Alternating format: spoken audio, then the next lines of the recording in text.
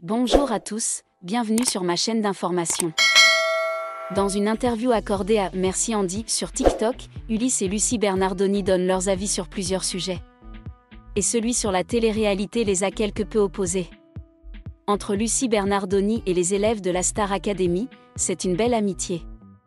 Chaque année, la répétitrice tisse de jolis liens avec les candidats, essentiellement ceux de la tournée. Depuis 2 ans, Lucie les accompagne partout en France, et aussi en Belgique et en Suisse. Dans une interview qu'ils ont accordée aux médias Merci Andy, Ulysse et Lucie Bernardoni montrent une jolie complicité, née au château et amplifiée par les semaines qu'ils ont passées ensemble dans le tourbus. Interrogés sur plusieurs sujets différents, sur leur vie privée mais aussi sur leur vie professionnelle, Ulysse et Lucie s'en sont donnés à cœur joie. Et le sujet sur la télé-réalité les a clairement opposés. En effet, le demi-finaliste de la dernière promo a révélé détester les émissions de télé-réalité et a confié que les codes de la Star Academy l'ont par moments dérangé. De quoi vivement agacer Lucie Bernardoni. Je n'aime pas ce genre d'émissions de télé-réalité, car je trouve ça un peu malsain de suivre quelqu'un au quotidien. Nous ça allait jusqu'à savoir quelle tête on a quand on se réveille, quel caleçon on met après s'être douché, a clashé Ulysse. Le jeune homme reconnaît toutefois qu'il doit tout à cette émission. Je ne cracherai jamais sur ça étant donné que c'est ce qui m'a permis d'en être là où j'en suis aujourd'hui, a-t-il ainsi confié. Et Lucie Bernardoni de vite le recadrer, ouais parce qu'elle allait partir celle-là. Pour Lucie Bernardoni, les émissions de télé-réalité diffusées sur la TNT sont très loin du concept de la Star Academy. Selon elle, si la Star AC est une télé-réalité, elle est toutefois bien différente. Je ne suis pas du tout pour l'exemple que ça peut donner aux jeunes concernant certaines télé-réalités. Il faut du fond. Parfois, il n'y a pas beaucoup de fond et il y a certaines valeurs qui ne sont pas toujours respectées, a ainsi expliqué la musicienne. Ulysse a ensuite reconnu qu'à la Star Academy, il y a un fil conducteur qui est la musique. Les candidats sont là pour apprendre, contrairement aux autres émissions de télé-réalité. De quoi réjouir sa grande sœur, c'est vraiment un concept totalement à part de tout l'univers de la télé-réalité. Ouf! Les producteurs de la Star Academy sont rassurés. Et malgré leurs divergences d'opinion, ce qui est précieux, c'est la façon dont Ulysse et Lucie se parlent, respect, écoute et critique constructive. L'entretien ne se transforme pas en débat houleux, mais en un échange entre 2 générations d'artistes, l'un aborde la profession avec enthousiasme et rêve, l'autre est expérimenté, calme et responsable. Lucie, en tant que mentor, n'imposait pas ses pensées. Elle laissait Ulysse s'exprimer, puis lui offrait gentiment un autre point de vue, telle une sœur aînée ayant vécu le même parcours. De son côté, Ulysse ne pouvait cacher sa détermination juvénile parfois un peu subjective, mais qui reflétait la réalité des jeunes artistes d'aujourd'hui, ils sont audacieux, désireux de s'exprimer et croient en leur propre voix. Cette différence d'opinion n'est donc pas une fracture, mais un point fort intéressant montrant clairement l'esprit des anciennes et nouvelles générations dans la musique. Un côté choisit la persévérance, s'affirmant progressivement, l'autre côté choisit de profiter de la puissance de l'époque réseaux sociaux, viralité, scène télévisée pour percer rapidement. L'interview s'est terminée par des sourires, quelques plaisanteries légères et une accolade. Car au final, tous deux ont compris que malgré leurs points de vue différents, leur point commun reste l'amour de la musique, du public et du chemin artistique qu'ils tracent ensemble. Chacun à leur manière. À une époque où tout peut tourner au drame pour une simple phrase, la conversation entre Lucie et Ulysse est la preuve que les différences, si elles sont abordées avec sincérité, ne créent pas de distance, mais au contraire, de profondeur et de valeur. Une leçon précieuse non seulement pour les artistes, mais aussi pour tous ceux qui vivent dans un monde qui a besoin de plus d'écoute et de compréhension. Et la particularité de cette interview résidait non seulement dans son contenu, mais aussi dans la manière dont Ulysse et Lucie apparaissaient au public, très authentique.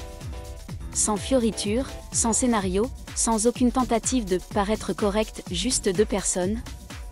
2 artistes, parlant de leur métier, de leurs émotions et de leur quotidien. Lucie, ancienne candidate et mentor, a ses propres préoccupations. Elle connaît le côté sombre des projecteurs, des attentes et des moments où le silence en coulisses est plus fort que les applaudissements. Il y a des blessures invisibles, des déceptions indicibles. C'est pourquoi elle reste toujours prudente lorsqu'elle parle de télé-réalité, comme si elle voulait protéger les jeunes qui arrivent dans ce monde avec un cœur encore trop fragile. Quant à Ulysse, comme il l'avoue lui-même, l'inconnu ne lui fait pas peur. Pour lui, apparaître, se produire, être mentionné par le public, c'est déjà un rêve devenu réalité. Il ne nie pas les risques, mais il ne se laisse pas non plus aller à l'inquiétude. Pour lui, l'art exige une part de risque. Et la jeunesse est le seul moment pour en prendre point. Entre les échanges, il y a eu des moments où ils ont tous deux éclaté de rire, évoquant les moments où Ulysse s'est fait rappeler pendant la tournée pour s'être couché tard ou pour ne pas s'être entraîné suffisamment. Mais même dans ces souvenirs, les spectateurs perçoivent le lien qui les unit, le lien entre le guide et le randonneur, entre tolérance et confiance. Peut-être qu'après cet entretien, beaucoup se rangeront du côté de Lucie, la représentante de la sobriété. Ou certains sympathiseront avec Ulysse. Celui qui ose tenter, qui ose brûler.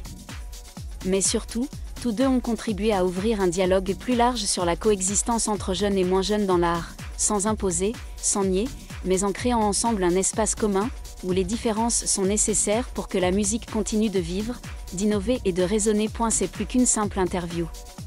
C'est une véritable part d'art et d'humanité, inspirante et stimulante. Après l'interview, de nombreux téléspectateurs ont laissé des commentaires positifs, non seulement en raison de l'interaction intéressante entre deux personnalités différentes, mais aussi parce qu'ils avaient l'impression d'assister à quelque chose de rare à l'ère numérique, un dialogue sincère, sans barrière, sans peur de malentendus, non dominé par le contenu ou les opinions. Le regard mi-inquiet, mi-fier, de Lucie sur Ulysse pendant qu'il parlait nous a fait comprendre qu'en art, il existe des relations qui dépassent le rôle de professeur et d'élève. Ils n'étaient pas seulement mentors et élèves, ils étaient deux générations d'artistes, parvenus à un point de leur parcours personnel où les aînés transmettaient leurs expériences, tandis que les plus jeunes les intégraient à leur manière. Ulysse, bien que souvent qualifié d'obstiné, reste un personnage proche. Car personne ne peut reprocher à un jeune d'oser croire en lui. Dans un monde où les artistes sont souvent limités par une image parfaite, le fait qu'il exprime ses pensées sans ménagement, parfois même un peu impulsivement, est ce qui donne aux spectateurs une vision d'Ulysse très humain, sans défense, sans prétention. Leur conversation ne s'arrête pas à la télé-réalité. Ils abordent ensuite des concepts plus vastes, la persévérance, la célébrité, la longévité et la solitude dans la profession. Lucie nous rappelle que la célébrité ne dure pas sans racines. Ulysse croit que parfois, un instant suffit pour changer une vie. C'est aussi à travers cette différence que l'on perçoit la diversité des définitions du succès. Pour Lucie, le succès, c'est pouvoir chanter tous les jours tout en préservant sa personnalité. Pour Ulysse, le succès, c'est être vu, reconnu, se souvenir de soi. Personne n'a tort, personne n'a absolument raison, juste deux perspectives, reflétant deux états différents du parcours de l'artiste. S'il y a bien un point commun entre eux, c'est leur amour de la musique. Quoi qu'il en soit, ils vivent pour elle et s'y donnent à fond, que ce soit en studio, sur scène ou lors d'une interview TikTok apparemment simple. Et c'est peut-être cette honnêteté sans fioriture, sans scénario qui rend la conversation entre Lucie et Ulysse si mémorable. Une conversation qui ne vise pas à persuader, mais à comprendre.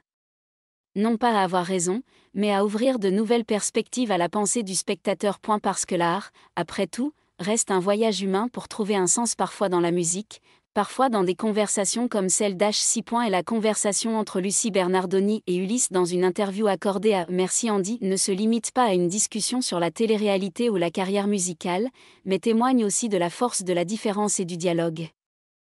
Deux générations, deux perspectives, mais un point commun, l'amour du métier et le désir d'apporter sa contribution. Dans un monde où l'art est de plus en plus guidé par la vitesse et l'effet, l'honnêteté de Lucie et d'Ulysse est précieuse.